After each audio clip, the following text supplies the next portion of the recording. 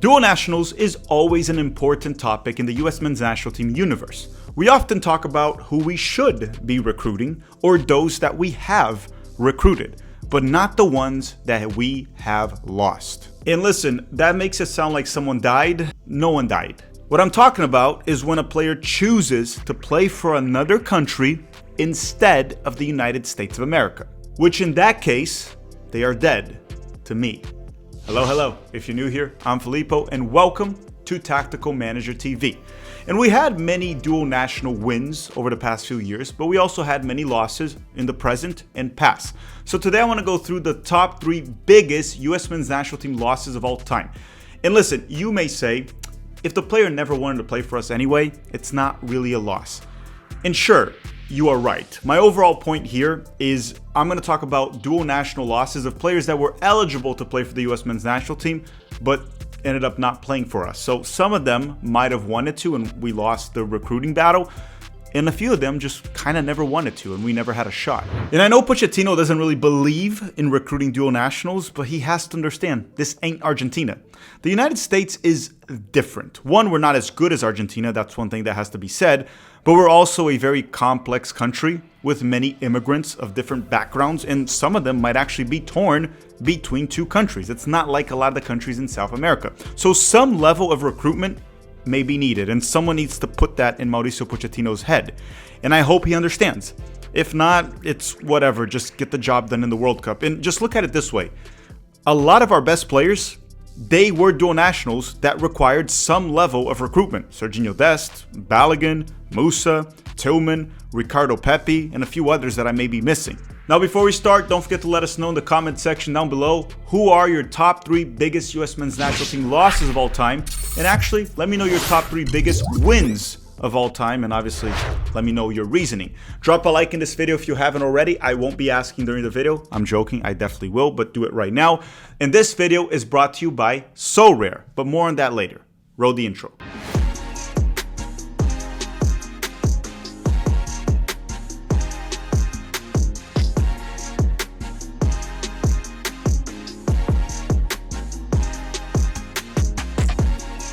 Okay, let's start with player number 1. The first one I want to talk about is the center back Nevin Subotic that is now retired. And this is an interesting one because he was born in Bosnia and his parents were from Serbia.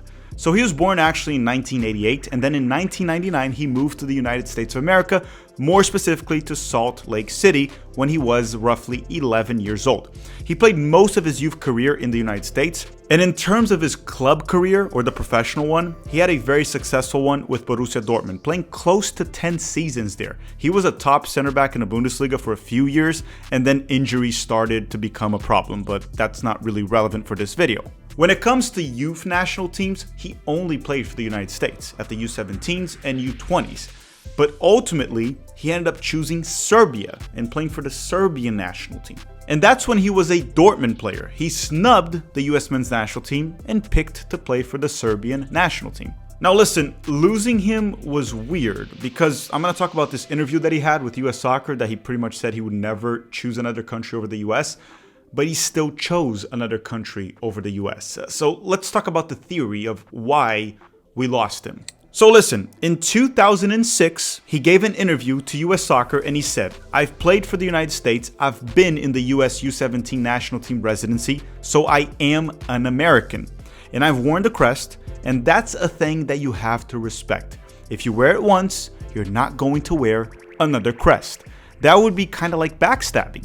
I would say, I'm an American, till the end. America was like a second chance to make something out of ourselves. I'd like to think that I did accomplish something. I made the national team, I went to college, and this country made it possible. It's my way of kinda repaying. And none of that is true because he did, I guess, backstab by his own words, right? He did play for another country. He wore another crest. By his own words, he backstabbed the United States. And the theory is that in 2007, the United States U20 coach Thomas Rongen left Subotic off the roster for the U20 World Cup, claiming that Subotic was injured. However, the player himself said that he was healthy. A few months later, Subotic actually claimed that the coach said that he wasn't good enough for the U20s. This to me is wild because Nevin Subotic was a really good player. If you have a U20 roster that player cannot even make the bench, to me it's insane. He definitely was good enough to play for the U20s, but he wasn't called up. And that seemed to have pissed him off. I mean, I feel like leaving the US men's national team because of one youth coach and just going to another national team sounds a bit like an overreaction, because it is, but that's the theory. Because it was like a year later that he went on to play for Serbia, something like that. So that is likely the reason why he flipped. It's pretty stupid if you ask me, but I mean, it might be. Abandon national team because of a youth coach forever. It's pretty dumb. Also, keep in mind that Subotic retired from the Serbian national team when he was like 24 to focus on his club career and fully recover from a knee injury. It wasn't a formal retirement. He kind of left the door open, but it also didn't really seem like the guy was fully committed to international soccer or playing for national teams in general. So who knows for how long he would have played for the US. He could have just retired from the US men's national team at age 24. This is not to say that he wasn't a major loss. He obviously was. That's why I'm even talking about him in this video. But maybe, just maybe, he would have abandoned us early. Regardless, his talent on the field was never up for debate. He was a great player. He would have been great for the United States, and he is most certainly one of the biggest US men's national team dual national losses of all time. Okay, now before we talk about player number 2, a quick word from the sponsor of this video, SoRare. The link to play will be in the description of this video with a special offer, and if you already played, they have a loyalty bonus. So just go check out your account any day after August 1st. You should have a loyalty bonus there. Quick word from our sponsor, and we'll be back in 60 seconds. If you like fantasy sports, I got the perfect one for you. Tactical Manager TV is partnering up once again with SoRare with a special offer. Just use the link in the description of this video. In SoRare, you can collect your own virtual cards of your favorite players. But why would you want to collect virtual cards? Because you can line them up on 5-a-side games every single week, and if the players perform in real life, you can win real money, unique experiences, signed jerseys, game tickets, or even more cards to improve your club. And SoRare doesn't only have soccer, they also have the NBA, and they have also Major League Baseball. Unlike other fantasy games where it's pay per play, in SoRare you pay to get the players you want permanently as cards, and then you can play multiple times using those cards until the player retires. And if you are new to SoRare, you can sign up with the link in the description of this video with a special offer. You will get a 50% bonus in your first few purchases up to $300 spent, which means if you use the link in the description and you never bought cards before, you will get 50% as credit up to $300 spent. So if you spend $300, you get $150 in credit. Essentially a $150 welcome bonus. Thank you very much, SoRare, for partnering up with Tactical Manager TV and sponsoring the channel. Okay, we are back, and hopefully you already smashed the like button in this video. Player number 2 is one that you are all probably very familiar with, and it's Giuseppe Rossi. And this is an interesting one because he was born in New Jersey, grew up a good portion of his life in the United States, definitely American, but we never really had a shot. He was born in New Jersey and he lived in the United States till he was 12 when he was offered a spot with Parma's youth team. His parents were Italian, so that's how he got the Italian passport, which obviously facilitated the move, and that's how he was eligible to play for the Italian national team. At age 17, he moved to Manchester United, where he stayed there for a few seasons, got a few loans here and there. It wasn't until ultimately he moved to Villarreal in La Liga that he had a real career, that he actually was really good, took off, broke through. He played 136 games in La Liga and scored 54 goals. He stayed there from 2007 all the way till 2013. The only reason I'm telling you his club career is just in case you didn't watch him play or you're too young to have watched him play. It's just so you know how talented this guy was. He was legitimately good. Like, Rossi would have been one of the best US men's national team players of all time. Up to that time, of course, and honestly, even up to now. But unfortunately, he never really wanted to play for the United States despite being American. Italy was always in his mind. He only played for Italian youth national teams and eventually for the senior team, where he ended up getting 30 caps throughout his career. In a recent interview to Go USA, a very good one, I'll put the link in the description if you want to read the whole thing, this is what Rossi had to say. And his words, not mine. I understand where they came from in America, trying to get a young player to play, but there was never really a part of me that said, okay, I have to choose, because my choice was already made since I was a kid.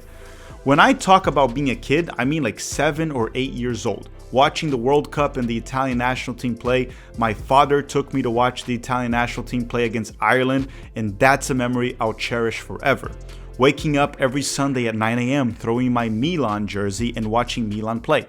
That was something that was built into me as a kid. So when I did have a decision to make, it wasn't really a decision. I knew what I wanted from day one. I never hesitated and I never wanted anything different. And that is culture. And it's very hard for the US, that is kind of like a young soccer country that doesn't have a very strong soccer culture yet. Maybe a few decades from now we will, to beat Italy, a historic national team, and all the culture they have in the Serie A, the national team, the World Cups they have won. They have won 4 World Cups. In the same article, they also said when he was with Italy's U21s and Rossi was 18 years old, the US men's national team reached out, offering Rossi a path towards the 2006 World Cup. He can admit now that he was never tempted. His heart just wasn't in it. And this is what Rossi had to say. I could have taken the easy way and gone with the US national team, he admitted. I would have made a lot of money with sponsorship deals, and now that I think about it. Like I said though, that was never a part of my thinking. I follow my heart, not my pockets, and therefore, it was one of the best decisions I've ever made because I was able to represent my family, my culture, all of the Italian Americans in Jersey and around the United States. It's very hard to pull against a strong soccer culture, footballing culture like the Italian one. What's crazy to me is that, to me, where US soccer fails in player development are ages 1 through 12, right? Or 1 through 10, because we lack that culture. But Rossi was in the US from ages 1 to 12. And he got that early stages or early ages development probably from the soccer culture that came from his dad, which ultimately led to him going to Parma, playing for the Italian national team, Manchester United at age 17, even though that didn't go too well for him, but he still made it there at a time where Manchester United was a lot better than the current version that you know. He is and was a very big dual national loss. After all, he is American. We know that. He knows that, and he agrees with that. But we never really had a shot. His mind was made up from the get-go. The Italian soccer culture is too strong, and his dad made sure he felt it. Player number 3, and this one you're probably not expecting. It's an active player, and many of you are gonna say, Jonathan David from Canada. No. One, we never would have got Jonathan David because he clearly didn't want to play for the US, but I could have still mentioned him regardless, just like Rossi. I don't think Jonathan David was as big of a loss as the player I'm about to talk about, mainly because we have Ricardo Pepi and Balogun to play up top. Jonathan David is a better player, at least right now, but the drop-off is not that big.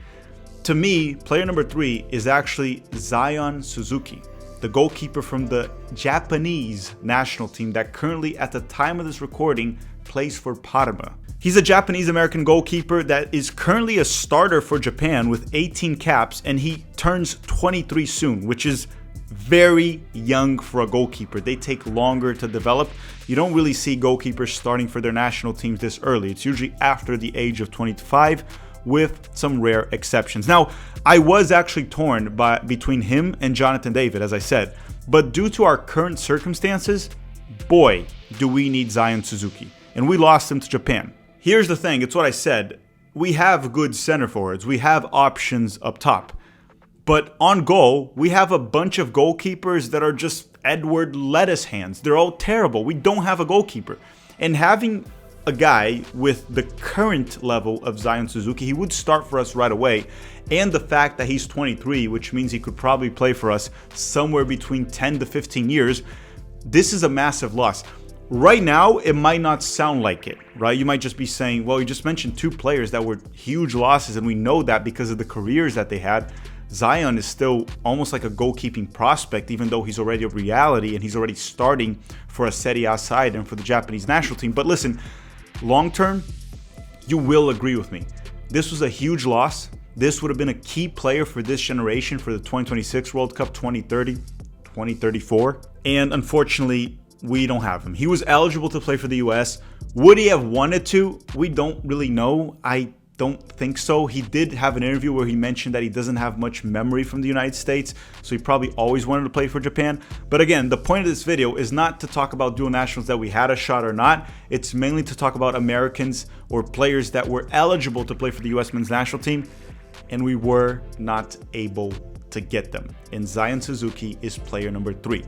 Now, let me give you a few honorable mentions. And before I do so, don't forget to drop a like in this video, and at this point, just a random comment to rig the YouTube algorithm. So Jonathan David is obviously an honorable mention, but I kind of already talked about him. Trent Alexander-Arnold. I mean, this one is tricky. They say he would be eligible for the US because he had an American mom or grandma, but I don't think we ever had a shot, and I'm not sure about that eligibility. So that's why I actually kept him out of the video. Otherwise, Trent Alexander-Arnold would probably been the biggest dual national loss of all time for the US men's national team. So Julian Araujo recently, I think that's a big loss because he would be fighting for a roster spot with the United States for the 2026 World Cup. Thomas Delaney, he also is an American citizen, has an American citizenship due to his father. That's a big loss. Amir Richardson, that chose to play for Morocco. Greg Berhalter actually tried a lot to recruit him, but unfortunately wasn't able to do so. I also think time will tell, but I believe that Obed Vargas will be a big loss. And ultimately, I believe we're also going to be losing Nathaniel Brown. I hope Pochettino recruits him. I doubt it, but Nathaniel Brown long-term will be a big loss. Oh, and CR7 Jr., he was born in America, the son of Cristiano Ronaldo. How good will he be? Who knows? Usually the son of players are not that good. There are some exceptions to that rule. Will he be as good as his dad? Very unlikely. Very, very, very unlikely. Also, it's Cristiano Ronaldo Jr. He will play for Portugal if he is good enough. That's like saying Gio Reyna, the son of Claudio Reyna, would have played for another national team besides the United States. That wouldn't happen. So CR7 Jr., if he's good enough to play for Portugal, he's going to play for Portugal, not going to play for the US, even though he was born here and he is eligible or will be eligible or actually is eligible to play for the US men's national team. Yeah, we ain't getting CR7 Jr. I want to thank you all very much for watching. Don't forget to drop a like before you go. Thank you So Rare for sponsoring this video, and have a great day.